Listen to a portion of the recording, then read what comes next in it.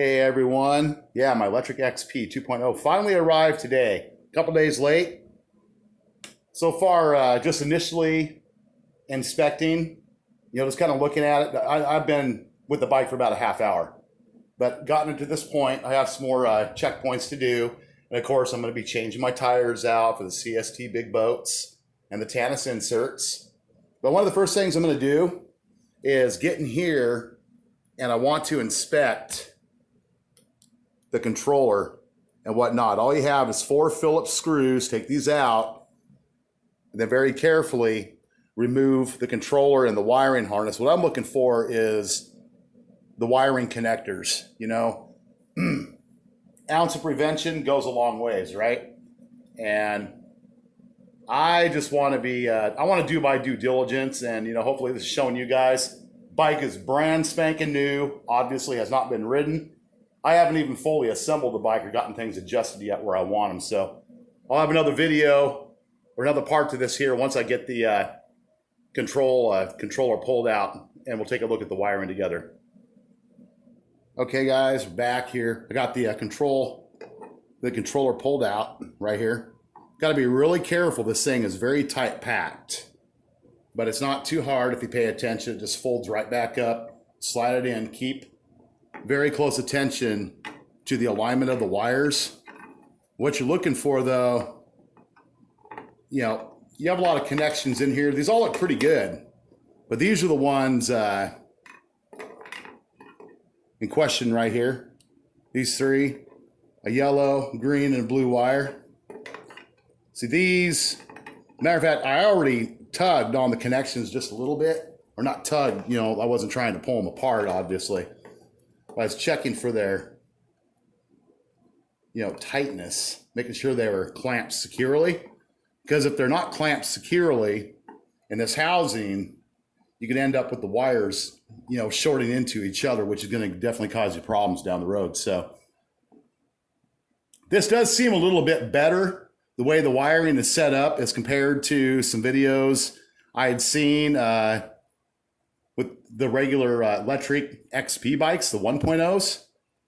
Mine's brand new, hasn't been ridden, nothing yet. But I'm gonna go ahead and just reinforce these, a little bit of electrical tape around these, nothing hot and heavy, just give some added insulation.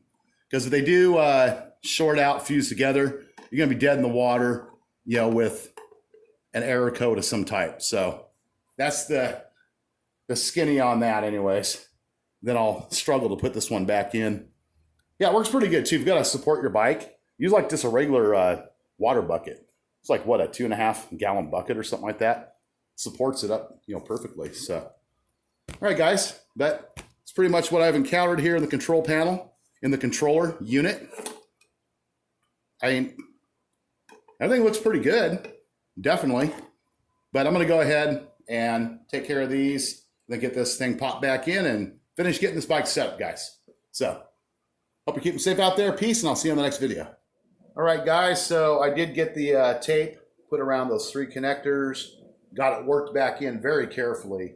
This one here, word of caution, you've got limited, like, extra wire play in there. So, I tell you what, if you had to actually change out the controller, you may have a little bit of a struggle unless you've got super skinny fingers to get down inside that puppy. But I think the connectors are better than what I was seeing from the 1.0 version.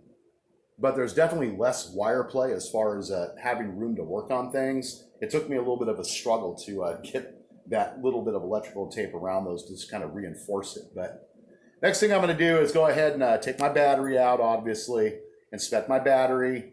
The one thing I want to point out here too, we got this little bit of extra play in the battery, so I'm thinking I might like maybe run like 1 or 2 strips of like I don't know, like a electrical tape or something around the bottom and the top part of the battery to maybe just kind of maybe help absorb some of that. Because you're out there moving around, that battery, based on this, can definitely bounce, move around, and I think in the long haul that may not be good for the battery. So anyways, this is my first quick little thing on my new Electric XP 2.0, guys. But I will be back on the next video with an actual pre-ride check of the bike, as I really haven't gone over everything else. I just put it together and I don't even have anything adjusted for how I would want it to be when I ride it. So take care out there, guys, and I'll see you on the next video. Peace.